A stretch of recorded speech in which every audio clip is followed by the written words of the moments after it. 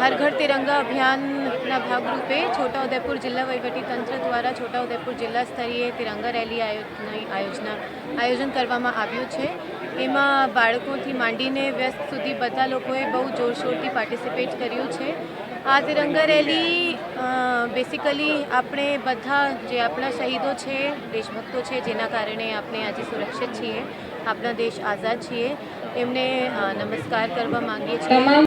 અને આપણી જે આવતી જનરેશન છે આ ભૂલી ના જાય કે આજે આપણે જ્યાં છીએ કોના કારણ છીએ, એના કારણે આપણે આ તિરંગા રેલીનું આયોજન કરવામાં આવ્યું છે। છોટાઉદેપુર જિલ્લાના બધા લોકોને હું વિનંતી કરું છું કે તમે પણ હર ઘર તિરંગા જે અભિયાન ચાલે છે સરકારના, એના ભાગરૂપે આપણા ઘરે એક તિરંગા લગાવો અને આ અભિયાનના પાર્ટ બનો। Thank you.